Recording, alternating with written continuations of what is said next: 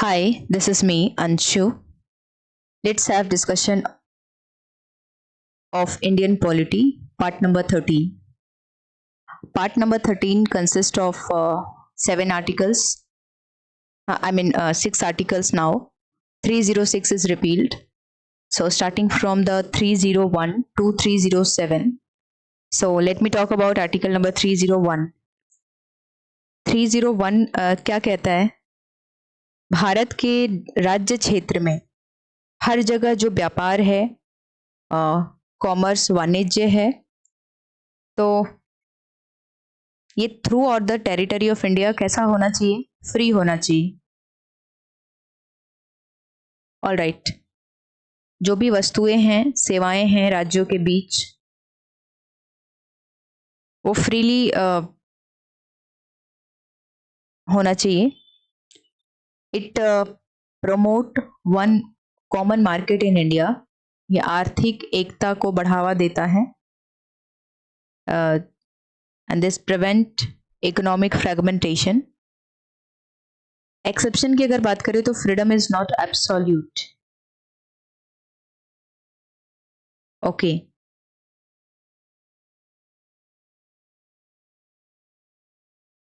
so freedom is not absolute. Keep remember. All right. 302 क्या कहता है? ये पार्लियामेंट के पास पावर है to impose restrictions in the public interest. संसद जनहित में व्यापार एवं वाणिज्य पर प्रतिबंध लगा सकती है। फॉर एग्जाम्पल, गवर्नमेंट के कंट्रोल में होगा, मान लीजिए कहीं कोई एसेंशियल गुड्स की कमी आ जाए,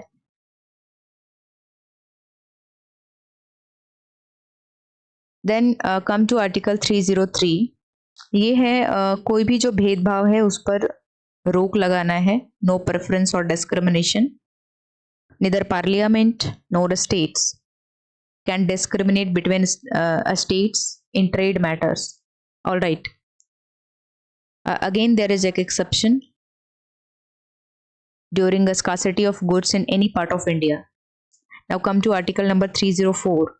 It talks about power of a state, मतलब राज्य की क्या शक्तियां हैं।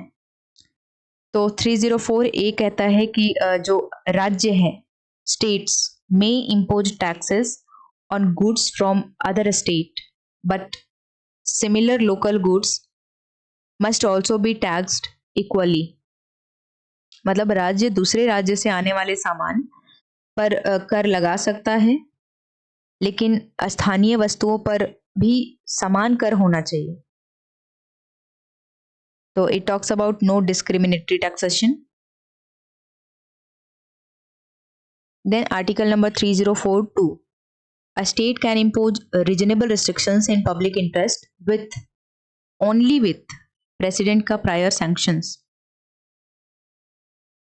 मतलब राष्ट्रपति की पूर्व स्वीकृति जो है वो आवश्यक है। किसमें?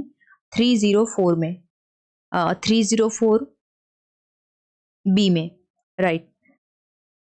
Then is 305, it is about saving of existing laws and state monopoly. जैसे गवर्नमेंट कंट्रोल होता है ओवर लिकर ट्रेड और पब्लिक ट्रांसपोर्ट, तो जो भी पुराने कानूनों और राज्य के एकाधिकार को संरक्षण दिया गया है आर्टिकल नंबर 305 में, तो it is the saving of existing law and state का मोनोपोली। तो स्टेट के मोनोपोली से रिलेटेड कौन सा आर्टिकल है? 305। राज्य एकाधिकार कर सकता है, ये स्वतंत्रता हमें आर्टिकल 305 में दिया गया है। All right, now 307, that's important. It is authority for implementation. कोई अथॉरिटी ऐसा बना सकती है, पार्लियामेंट में अपॉइंट एक authority to implement part number 13 provisions, right. If I talk about the important cases related to this, तो कुछ एक नाम याद रखने हैं। Atiabari tea case 1961, automobile transport case 1962, और एक जिंदल स्टेनलेस केस है 2016 का। तो व्हाट इट टॉक्स अबाउट वो भी हमें ध्यान रखना है। आतियाबारी टी जो केस है 1961 का, यहाँ इसका जो इम्पोर्टेंस है, रेस्ट्रिक्टिव टैक्सेस मे वायलेट आर्टिकल नंबर 301, क्योंकि हमने कहा 301 में फ्रीडम ऑफ ट्रेड, लेकिन क्या हो रहा है यहाँ पे, रेस्ट्रिक्टिव टैक्सेस में violet that article.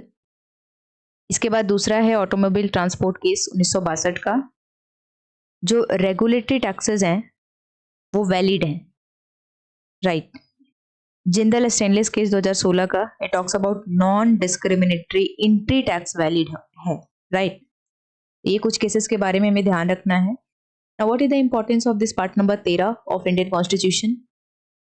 It promotes economic unity, it ensures free trade across India, it strengthens cooperative federalism, right.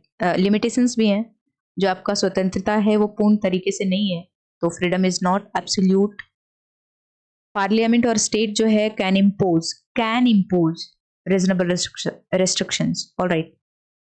Now GST और पार्ट नंबर 13 की अगर बात करें तो GST reduced inter state trade barrier and promoted one nation one tax. In short, part number 13 reflect the constitutional vision of India as a single economic unit balancing free trade with public interest. So we have discussed the article 301 to 307 which comes under part number 13 of Indian Constitution.